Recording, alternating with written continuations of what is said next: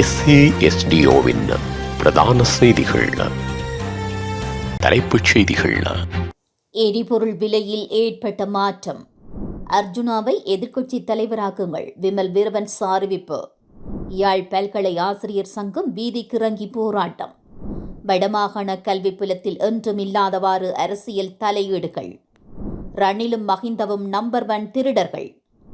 கரூர் துயர சம்பவம் பின்னணியில் திட்டமிட்ட சதி, திமுக அரசுக்கு சிக்கல். தொடர்வன விரிவான செய்திகள். தாயக செய்திகள். நேற்று நள்ளிரவு முதல் நடைமுறைக்கு வரும் வகையில் சில எரிபொருட்களின் விலைகளில் மாற்றம் செய்யப்பட்டுள்ளதாக இலங்கை பெட்ரோலிய கூட்டுத்தாபனம் அறிவித்துள்ளது.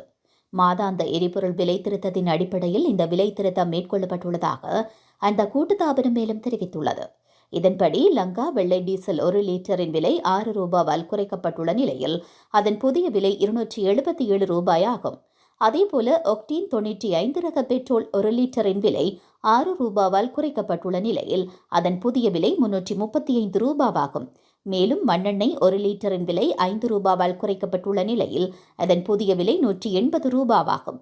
இதேவேளை ஒக்டீன் 92 ரக பெட்ரோல் மற்றும் லங்கா சூப்பர் டீசலின் விலைகளில் எந்தவிதமான மாற்றங்களும் மேற்கொள்ளப்படவில்லை என்று இலங்கை பெட்ரோலிய கூட்டுத்தாபனம் தெரிவித்துள்ளது. யாழ் மாவட்ட நாடாளுமன்ற உறுப்பினர் அர்ஜுனா ராமநாதனை எதிர்க்கட்சித் தலைவராக்குமாறு தேசிய மக்கள் சக்தியின் தலைவர் விமல் வீரவன்ச கோரிக்கை விடுத்துள்ளார். தனியார் தொலைக்காட்சியொன்றில் நேற்றிரவு நடத்திய அரசியல் நிகழ்ச்சியின் போது ஓரின செயற்கையாளர்களை இலங்கையின் சுற்றுலாத்துறை மேம்பாட்டிற்கு ஈர்ப்பது தொடர்பில் நிகழ்ச்சி ஒருங்கிணைப்பாளர் கேட்ட கேள்விக்கு பதிலளிக்கும் போது அவர் இவ்வாறு தெரிவித்தார். நாட்டின் பொது பிரச்சனையை பேசுபவர் எந்த இனத்தை சேர்ந்தவராக இருக்கிறார் என்று பார்க்க வேண்டிய அவசியமில்லை.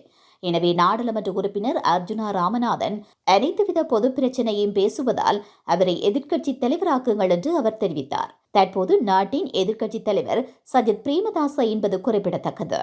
பல்வேறு கோரிக்கைகளை முன்வைத்து நாடளாவிய ரீதியில் உள்ள அரச பல்கலைக்கழக விரிவுரையாளர்கள் ஒருநாள் அடையாள பணிப்புறக்கணிப்பு ஒன்றை முன்னெடுத்துள்ளதாக தெரிவிக்கப்பட்டுள்ளது.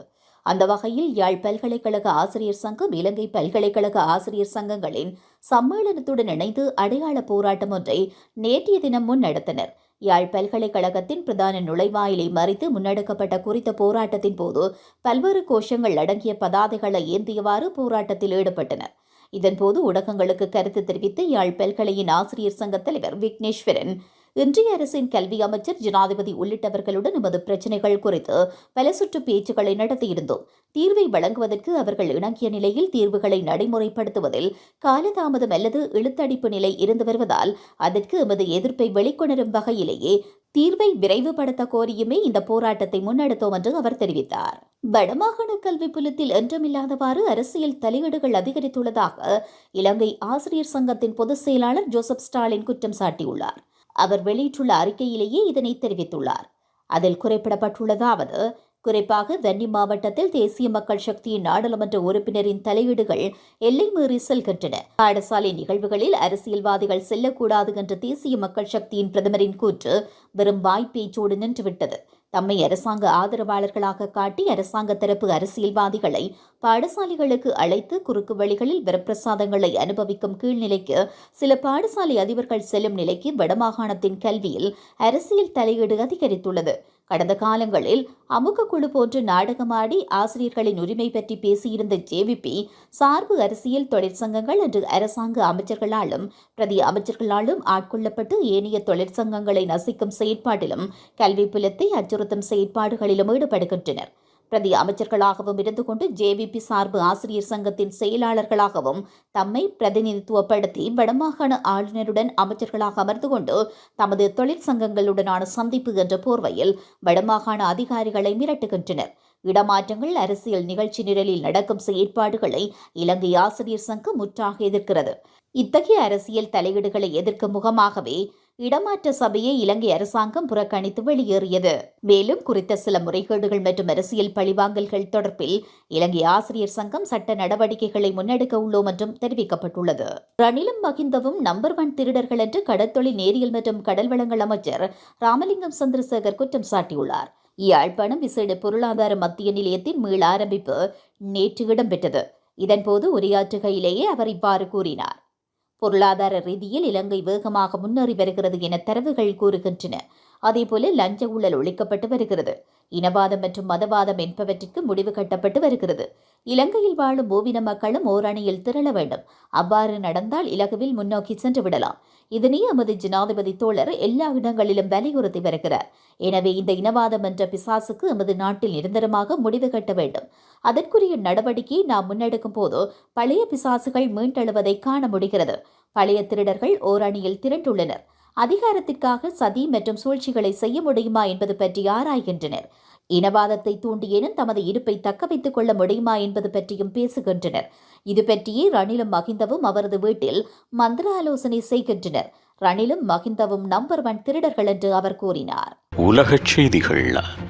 கரூரில் இடம்பெற்ற சம்பவத்தின் பின்னணியில் ஏதோ சதி இருப்பதாக தெரிவதாக இந்திய மத்திய அரசால் நியமிக்கப்பட்ட விசாரணை அதிகாரியான நடிகையுமான எம்பியுமான ஹேமமாலினி தெரிவித்துள்ளார். கரூர் சம்பவம் குறித்து விசாரிப்பதற்காக பாஜக நடிகையும் எம்பியுமான ஹேமமாலினி தலைமையில் 8 எம்பிக்கள் அடங்கிய குழுவை அமைத்தது. இந்த குழு தமிழ்நாட்டிற்கு வந்து சம்பவம் நடைபெற்ற இடமான கரூரில் ஆய்வை மேற்கொண்டது. இதன் பின்னர் செய்தியாளர்களிடம் பேசிய ஹேமமாலினி, இந்த சம்பவம் நடந்த பிறகு நாங்கள் இங்கு வந்திருக்கிறோம். செப்டம்பர் 27 ஒரு சோகமான விபத்து நடந்தது. என்ன நடந்தது என்பதை பார்க்க நாங்கள் இங்கு வந்தோம். சம்பவ இடத்தை நேரில் பார்த்தோம். அது மிகவும் மோசமாக இருந்தது. உள்ளூர் மக்களும் தாங்கள் கண்டதை எங்களிடம் தெரிவித்தனர். விஜய் எந்த நேரத்தில் வந்தார், எத்தனை இளைஞர்கள், பெண்கள், குழந்தைகள் வந்தனர் என்று அவர்கள் கூறினார்கள். இவ்வளவு சிறிய இடத்தில் கூட்டத்திற்கு அனுமதி கொடுத்தது தவறு. விஜய் ஒரு பெரிய பேருந்தில் வந்தார். இதில் ஏதோ சதி இருப்பதாக தெரிகிறது என்று ஹேமமாலினி தெரிவித்தார். 41 பேர் இறந்தது மிகவும் சோகமானது. மருத்துவமனையில் 51 பேர் இன்னும் வேதனையில் உள்ளனர். எங்கள் கேள்வி, இதற்கு யார் பொறுப்பு? கூட்டம் நடத்தும் இடத்திற்கு அனுமதி அளித்த நிர்வாகிகளும் அமைப்பாளர்களும் யார் என்றும் கேள்வி எழுப்பினார். மீண்டும் தலைப்புச் செய்திகள். எரிபொருள் விலையில் ஏற்பட்ட மாற்றம். அர்ஜுனாவை எதிர்க்கட்சி தலைவராக்குங்கள், விமல் வீரவன்ஸ் அறிவிப்பு. யாழ் பல்கலை ஆசிரியர் சங்கம் வீதிக்கு இறங்கி போராட்டம். வடமாகாண கல்வி புலத்தில் என்றும் இல்லாதவாறு அரசியல் தலையீடுகள். ரணிலும் மகிந்தவும் நம்பர் 1 திருடர்கள். கரூர் துயர சம்பவம் பின்னணியில் திட்டமிட்ட சதி. திமுக அரசுக்கு சிக்கல்.